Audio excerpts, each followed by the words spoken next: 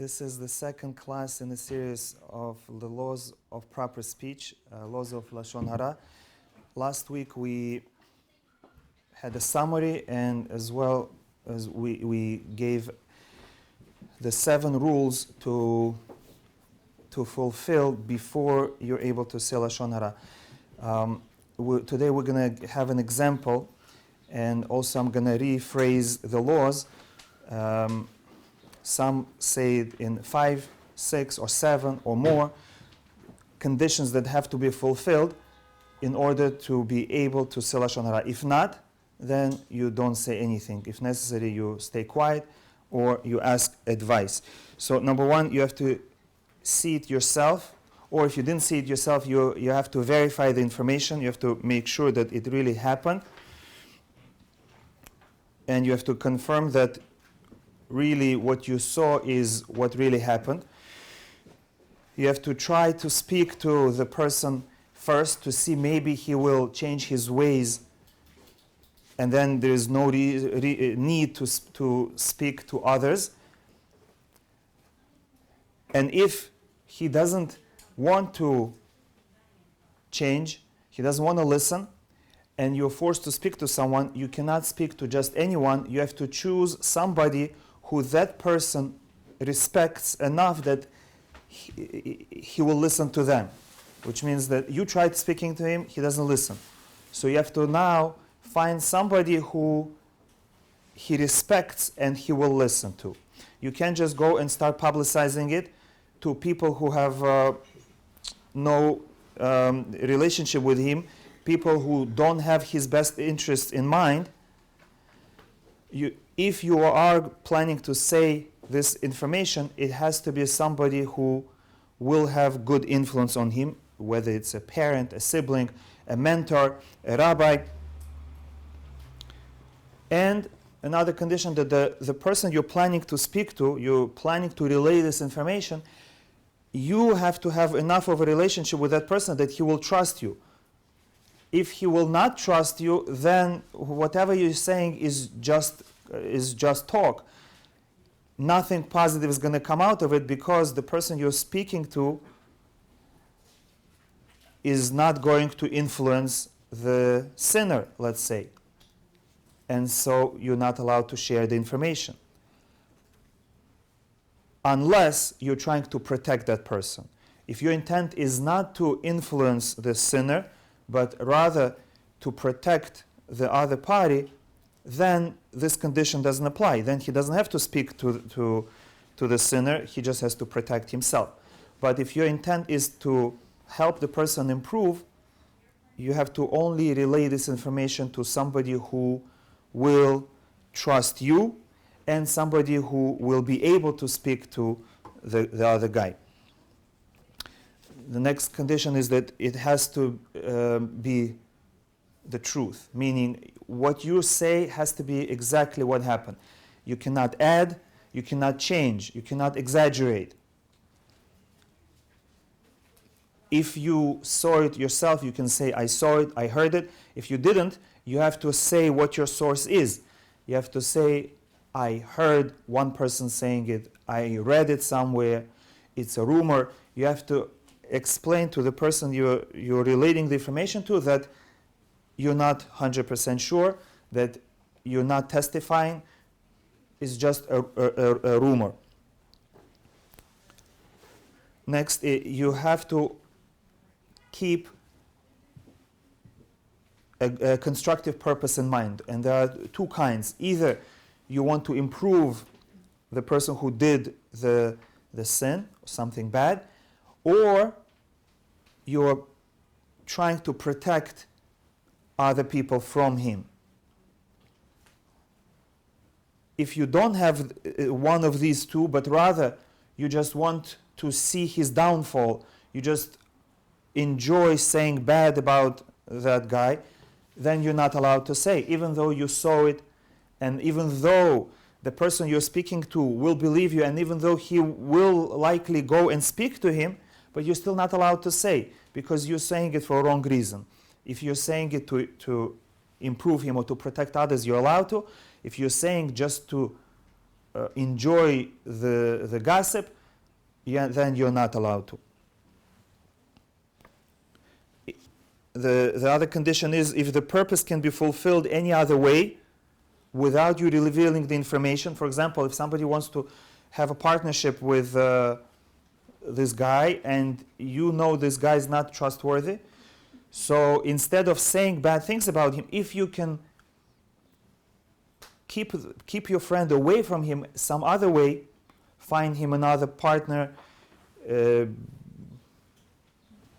explain why this partnership is not going to work because the distance, because of finances, but without mentioning anything bad about the person, then you have to use that other way and not reveal the information. And another condition is that you have to reveal only enough information to accomplish your goal. For example, you're speaking to someone's parents and you want the parents to speak to the child. You try speaking to the child, doesn't work, so now you want to convince the parents that the children are doing something wrong. So if the children did, let's say, 5 things wrong, if just saying one will be enough, you cannot say more than one. Just say, you should be aware, your children were involved in such and such. It would help if you speak to them, it will stop them from going further. And you don't have to mention that they also did many other bad things. But if you know that the parents are not going to be convinced, then you're allowed to add more negative information.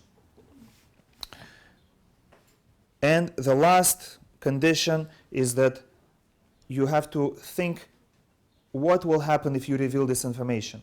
Will any unnecessary damage come to this person from either the person you're revealing the information to, or from this person then spreading the information and damage will be done that this person doesn't deserve.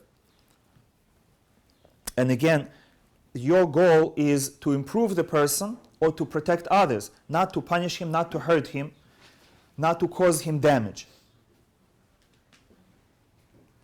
Now let's look at an example. One of the excellent books on this subject is this Purity of Speech. And I'll try to bring a few other examples of books that are excellent. But as I said last time, any book on this subject by any publisher, ArtScroll, Sharp Press, Feldheim, any book is good. Now, here it brings an example. You know your friend is getting married, and they need to book a hall and a caterer. And you hear that they want to hire a caterer that served your cousin's wedding. And you heard from your cousin that this caterer, the food wasn't so good, and the caterer arrived late and everything, the event started late.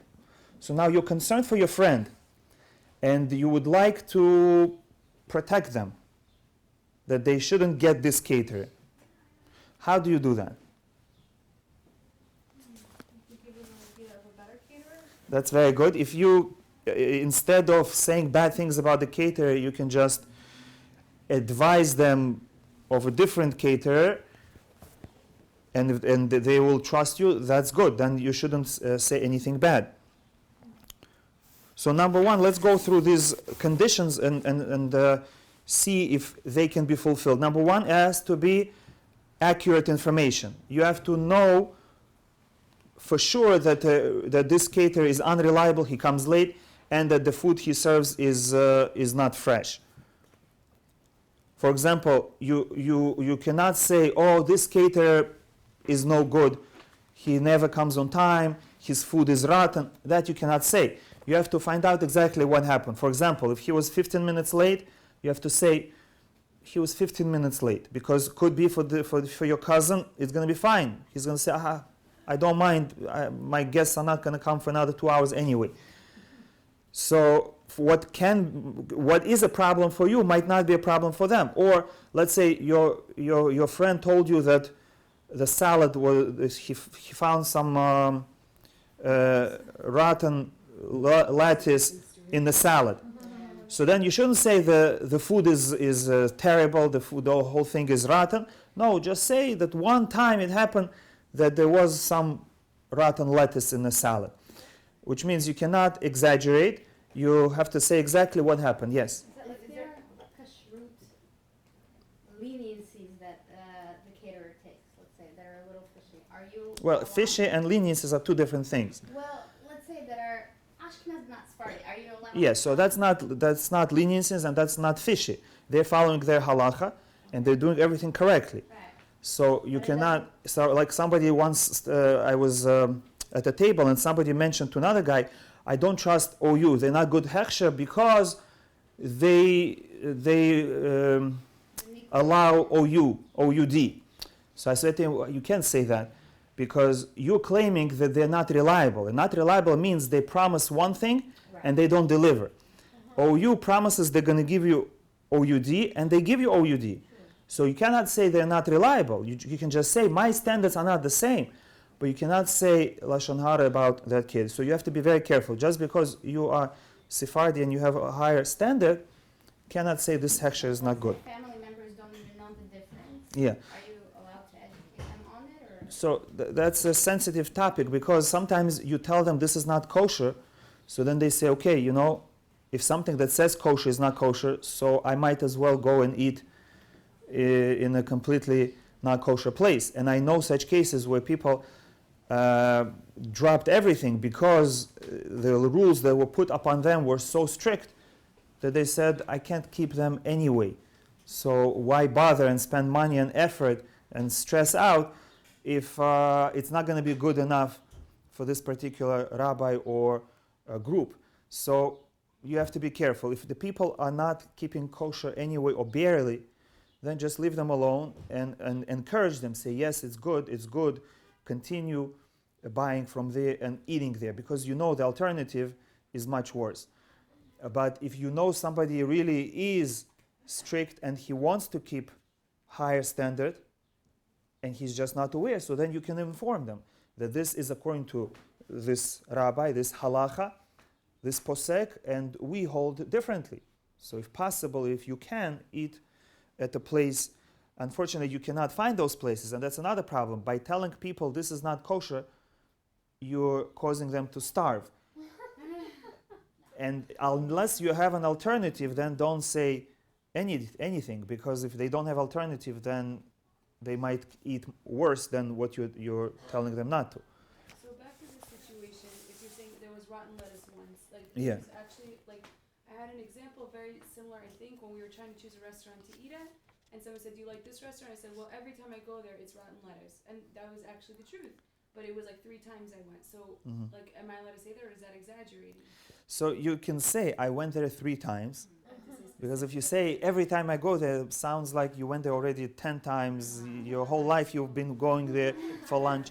And always that's a problem. If you only went 3 times, and maybe it was only in the summer, or whatever, or that particular salad. So don't order that salad and go there and enjoy. So you have to be specific and say only what you experienced.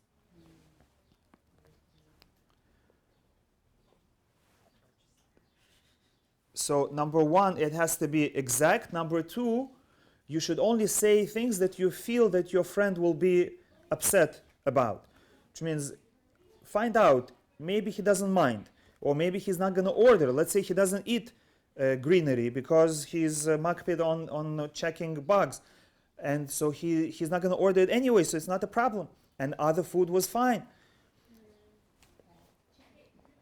Number 2, you cannot exaggerate on purpose. So you cannot make the skater look worse than he really is. And if there is anything good about this caterer, you have to say also. You cannot just say the bad. You have to give this caterer a fair chance. Okay, I have a question. Yes. I went to a restaurant and I was there and it was very shady. Like you could clearly, and I was like, I'm not eating there ever again. Like there, like it was very like whatever. I asked the lady, I'm like, is this? I'm not stupid. I'm like, is this? I said I don't want greens on my whatever on my pasta.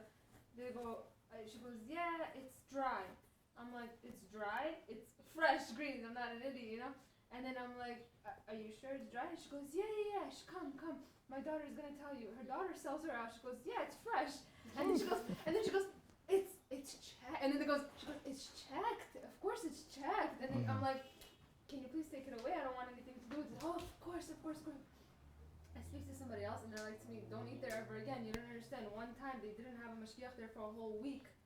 And I'm like, are you serious? And like, these people are very shady. Am I allowed to go and tell people like, don't eat here because of this and this situation?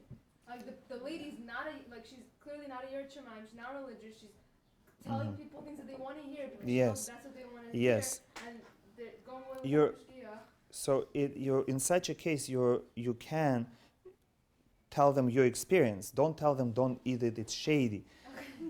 It's not trustworthy. Just say don't get things there with that. But in general, if they don't have a mashgiach for a whole week, is that a Well, just because it happened once doesn't mean it's going to continue. Find out. Maybe tell them sometimes, or you can say one time it happened, they didn't have mashgiach and they continued staying open. So say, just make sure the mashgiach is there.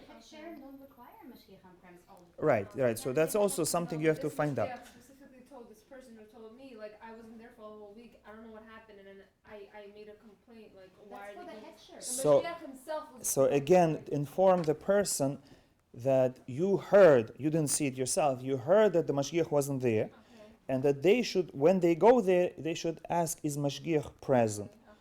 And that maybe they should speak to the mashgiach. What kind of vegetables you're putting on? Were they checked? Just warn them, not to say that this is completely garbage, but to only say the minimum what really happened. So, going back to this case with the caterer, if you started speaking to your cousin and you told him one thing, that he came late, and the cousin said, okay, that's it, I don't want this caterer, I'm not taking him. So then you cannot continue in saying, and also their food is stale. You cannot say more than necessary to fulfill your purpose. And since the purpose was already fulfilled, your friend got the message and they're not going with that caterer, you have to stop. The next, let's say it happened to you personally and you're upset at this caterer. And now your intention in revealing this information is to get back at the caterer, to punish them. So then you're not allowed to share this information. Even though it's true and even though you're concerned for your friend. But because your intention is bad, you're not allowed to do a sin in order to protect someone from financial loss, or in order to teach someone a lesson, which means you cannot do a mitzvah by doing an aveira, by doing a sin.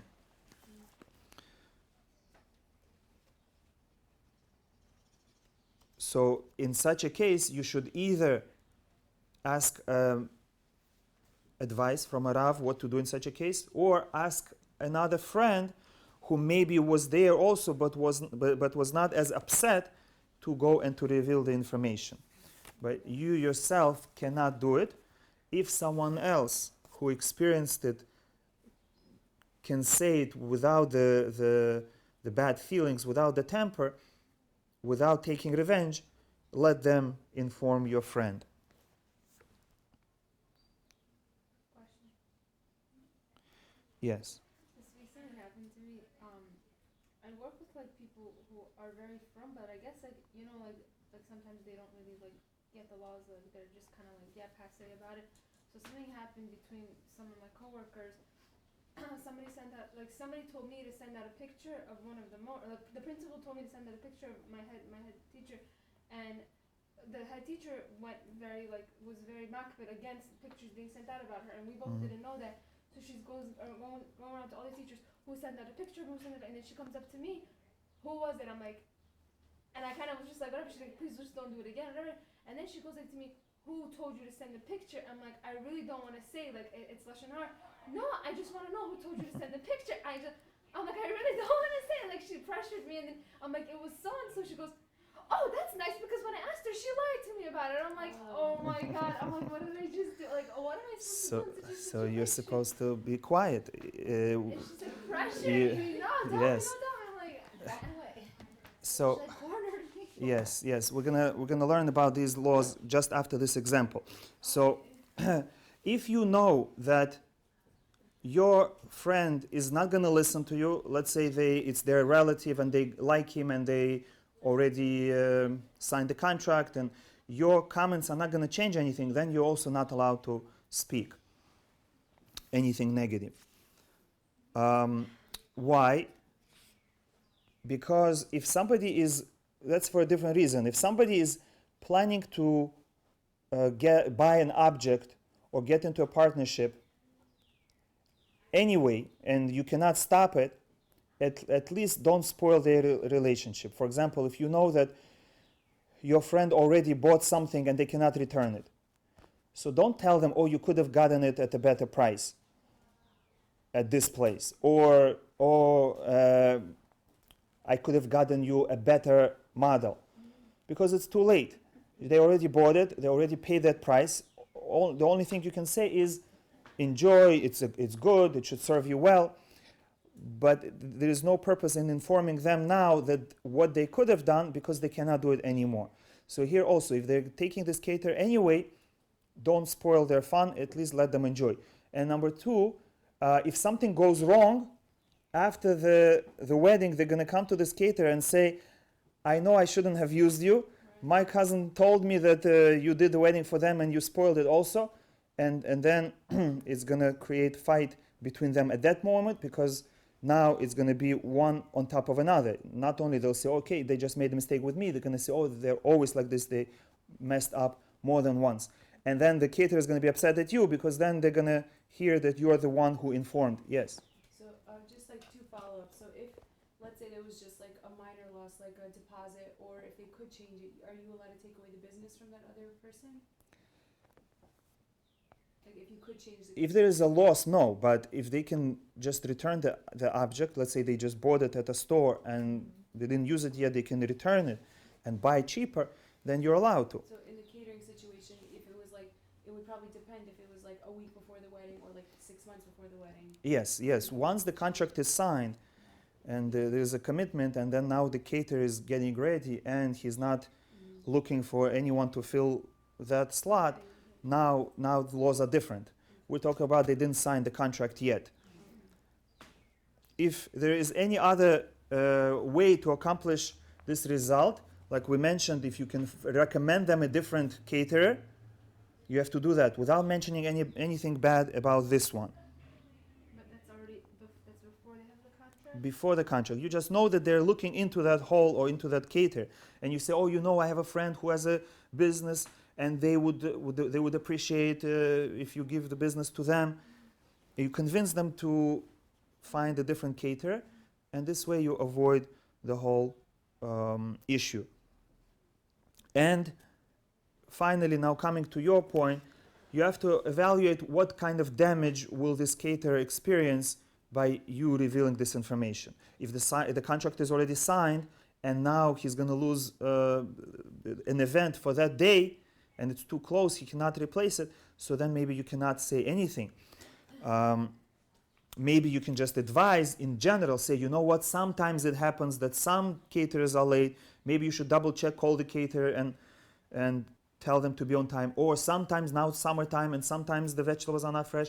Make sure call the caterer without telling that they have the problem. Just generally advising them to make sure the caterer is going to do a good job. Or if you know that your friend, once he hears something bad, he's going to publicize it to the entire world, then you cannot say anything. And even though he's going to suffer, but that's his fault, because he's not trustworthy to keep this information. Okay, so this is one example of how to use these conditions in evaluating are you allowed to speak or not. But this shows you how serious it is. You cannot just start talking. You cannot just say, you know what, I'll say it and then later I'll figure out if it was okay or not. You have to first carefully sit down and analyze, can I say it? Or if it's too hard for you, you have to ask advice. Can I reveal such and such information? And most of the time, you're not going to be able to. Because not all of these conditions are going to be fulfilled.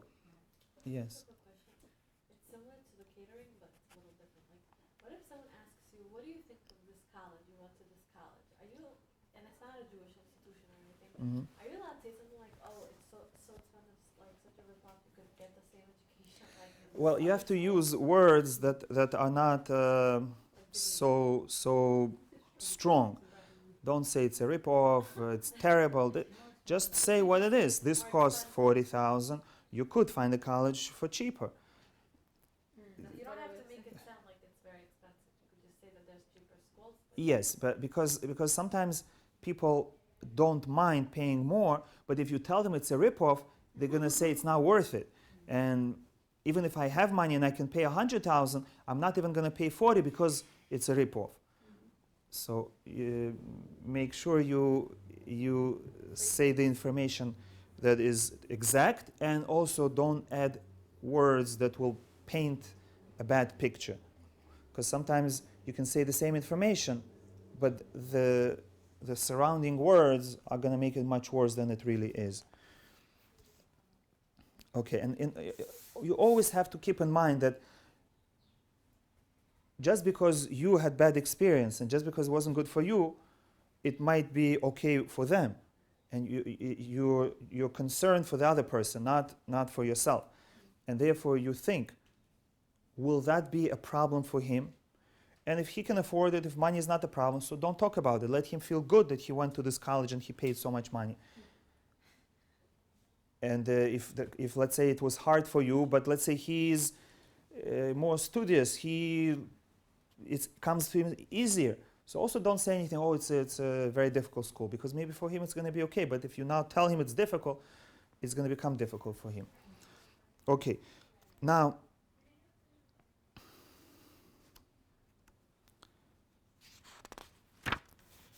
the Chafetz Chaim in his book lists many sins that a person transgresses in addition to Lashon Hara. And he lists 17 negative commandments that could potentially be transgressed and 14 positive commandments, which means if person is constantly saying Lashon Hara, he's not only transgressing one, but potentially he's transgressing 31 separate commandments.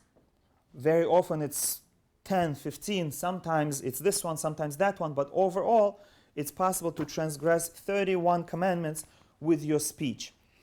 And in addition, he says there are 4 curses, 4 separate curses that the Torah says for a person who speaks Lashon Hara. So it's not worth it. And you have to think twice.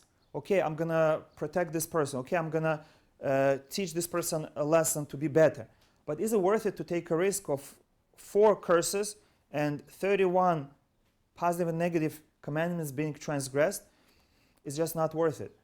So in most of the cases, you should care for yourself and say, I don't want to risk transgressing 31 sins for something that is questionable, unless you make sure that no transgressions, all the conditions were fulfilled, and there's going to be a definite benefit. This person will for sure have an influence on the sinner, or if I don't say it, this person is going to suffer harm, and my saying will definitely protect him. Only in such cases you can reveal this information. And for sure, just speaking to friends, just gossiping, just having fun, that for sure is out of the question. Now, it is forbidden to speak Lashon Hara even if people are forcing you. Not only that, even if your father is telling you, or your mother, you have to tell me, I'm your parent, you have to tell me, don't hide anything, you cannot reveal it. Let's say you come back from a date and they're just like, how did it go? Yes. Like, what do you do? Not for me. No, Yes. it's not for me. I No, want to tell you don't- creepy guy. No, not even that. Don't even work yourself up. Just say, he was a nice guy, I don't think it's going to work out, and that's it. Even if your rabbi is telling you, reveal this information, you're not allowed to say. And not only that, if they want to say something to you, you cannot listen. Even if your parents want to tell you something, you have to say no.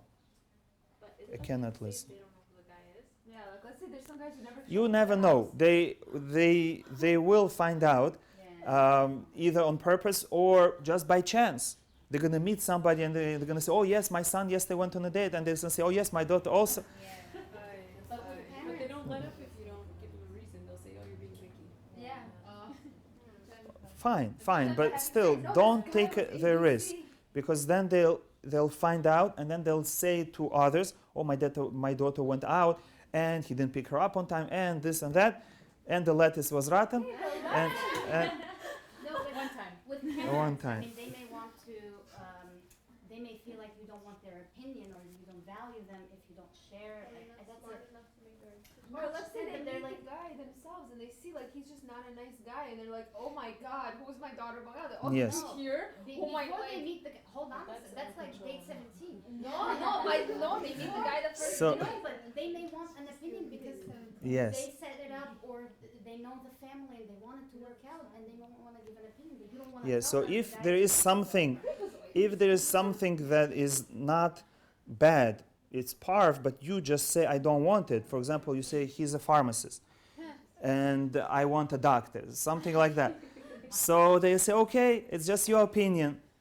Or you say, I want someone learning. Or you say, I want someone working. Something that's not bad, just doesn't fit your criteria. Because you say I want somebody learning, then your parents are gonna be like again with your learning, and then they're Yeah, gonna just many be like, times we you're don't so match. picky and so annoying. Yeah, find a reason that is not negative. It just doesn't fit. Many times we may not match with religious levels, but parents don't understand that. Yes. Why are you so picky? So in that such a case, you can even invent a reason. He likes dogs, or whatever that it's not going to work out.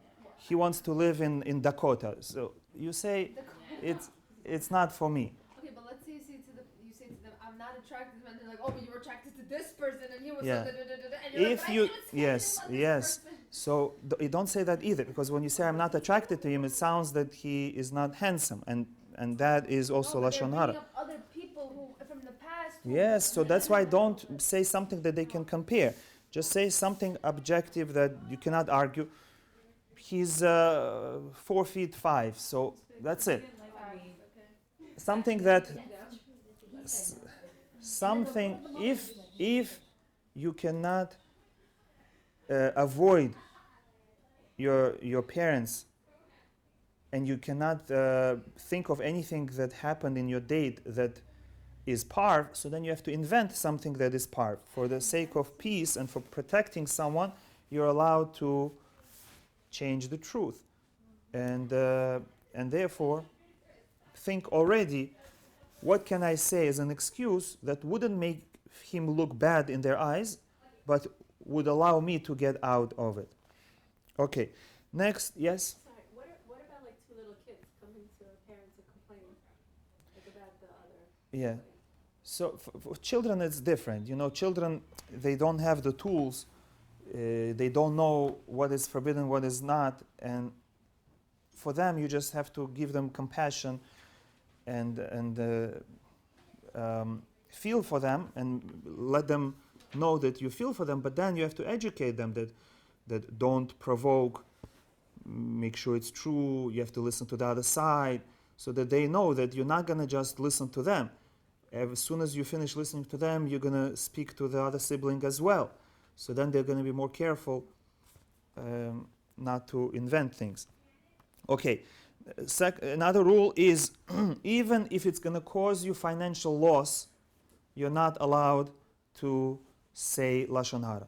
And even if it's going to cost you a job, you're going to lose your job, your boss is telling you, you have to tell me who did this or who said this, you're still not allowed to. Because again, for a negative commandment, you have to be willing to give up all the money that you have not to transgress. You can't be protecting yourself.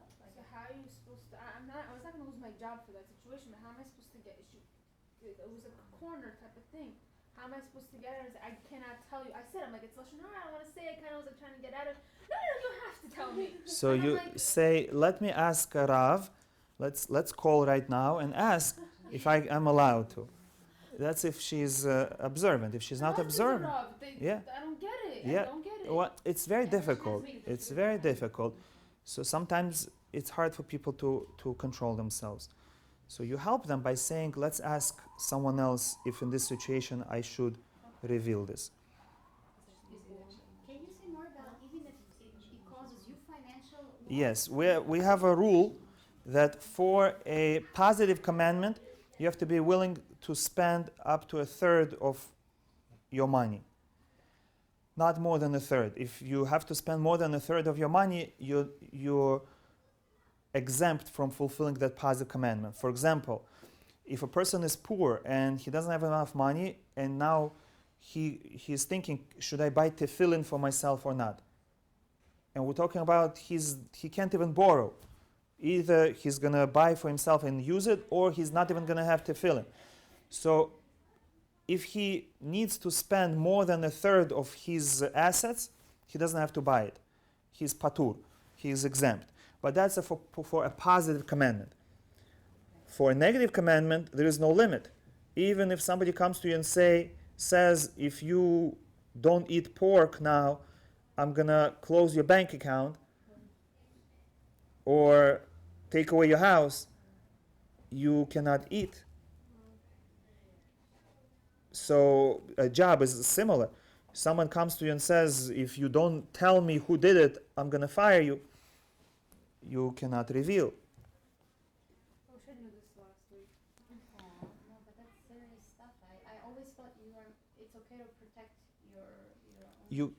You can protect yourself, but not every time.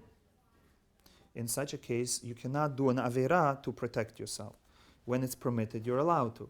Yeah. Just along the lines of the positive commandments, so why aren't we obligated to pay for our parents when it comes to keeping the name? Like I thought you said, like if it's a financial loss, we don't have to do it. If they can afford it, you don't have to do it. If they can pay. If not, then you have to help, but then it's coming from your maaser, from your tzedakah. Whereas for your own mitzvah, for your own tefillin, you use your own money. And if it's more than a third of your money, then you don't have to. Yes. Yeah, I had a question about the whole Lashon Hara thing. Let's say you work somewhere, but like people don't know your boss, or they don't know who he is. They'll never meet him. They'll never know him, whatever. And you want to vent about something that happened. Are you allowed to like say in not so many words, like for example, oh my God, my hours just got cut or something because we hire another person and I'm so frustrated by that? It depends what you say. If you just say the information, or unfortunately my hours are cut, I'm going to work less, that's fine. That's nothing wrong with your boss. Yeah, but it makes him seem like he doesn't like you or something. No, your hours are diminished because they didn't need, the business is not going well, No, he because cannot they pay. hired someone else, for example. So you can just state the information, but don't add, oh, it must be he doesn't like me, it must be he's bad. If you add to it, then that's not allowed. There are some cases we're going to learn about where you cannot handle the pressure and you're about to break, and you can vent and you can say just to let go of it and unburden. Sometimes it's allowed, but you cannot use it as a blank check to just say Lashon Hara about everybody. Yes. But just to follow up for hers, how responsible are we to make sure that someone else doesn't say, oh, he probably doesn't like you, or oh, he probably was so It's mean. like if I say that to someone, they'll probably say, oh, that's because he doesn't like me. Yeah, and so you have to say it's probably not because of that. You have to tell them, even though you believe it, but you have to say it's probably he's not doing so well. Okay. The next rule is, even if people are going to think you're crazy, you're still not allowed to speak Lashon Hara. Let's say you're in a company and all your friends are saying Lashon Hara about each other and they're expecting you to participate, and if you don't, they're going to think you're crazy, you're fanatic. still you're not allowed to participate. That ship has sailed. Okay, they're ready for your Okay. Another rule about Lashon Hara is that not only speech is forbidden, but even writing, a letter, email, text message, WhatsApp, anything, Facebook, all that is forbidden. Any negative information. And not only that, not only direct statement, but even a hint, even with your eyes, with your mouth, with your tone of voice, not allowed. So you have to be in control. If you're planning to say something, even something positive, but you have to also say it with a proper tone of voice, intonation, gestures, without winking. What does it mean winking? I don't understand that. Yeah, it was a fun day. Yes. Okay. non-verbal. I like to be like, yeah, I had a great time. Sometimes people say bad things about themselves and they include others. And they think that since I'm talking about us, that's permitted. And that's still forbidden. You're not allowed to say anything about others, even if you include yourself in it. If you want to say something about yourself, don't include anyone else.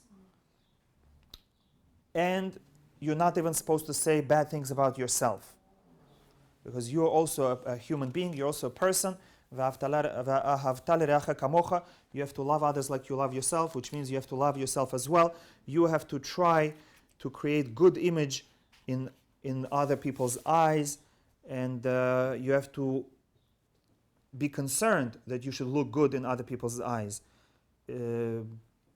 All strangers, and especially in those that are close to you, and especially in your spouse, that your spouse should think that you are the best in everything. So even if you have to change the truth, you still have to do that. And if, So you could lie to make yourself look good? which means that, let's say you come home and they ask you, how was your day? You have to say only good. What if you're a girl and you're just emotional? Unless you need their support. But otherwise, if possible, you have to say only positive, so that they don't, Chas v'shalom, start thinking, oh, who did I marry? Yeah. So this is true for both husband and wife, and the same thing is for siblings, for parents, because you don't want your parents to feel bad for you unnecessarily. If they can help you, good, but if they cannot help you, why should they feel bad? So make them feel that you are successful. You take care of your own problems and let them be happy. Yes. Does it apply to when speaking about goyim? Because she mentioned bosses. If my boss is a goy, am I not allowed to speak about? The rules are more lenient about non-Jews, but it's not good to get accustomed to it. Oh, okay. So if you start differentiating and you start saying about this yes, about this no, then very likely you're going to start speaking bad about those that you're not allowed to. So the best is not to speak badly about anybody. Yes. So how do you build in your relationship, let's say with your spouse, with your kids, if you can't express your feelings or really share you how your day went? How do you overcome X, Y, and Z? Yes. So if you have a happy ending, you tell them, I had this challenge, and I did this, and I said this to myself, and I performed well, Baruch Hashem. So that's good. If you're just complaining, people don't like to hear complaints, and also that lowers their image of you. And we work so hard to build our image, to develop the respect in marriage, the love in marriage, and you don't bring it down on purpose. So it's not like a facade? It is, Okay. but it's good because we say the outer awakens your inner, which means the way you behave on the outside will have an effect on your inside. And our sages say your inside should always be like your outside, which means just like you try to be nice in front of people, that's how you should be inside as well.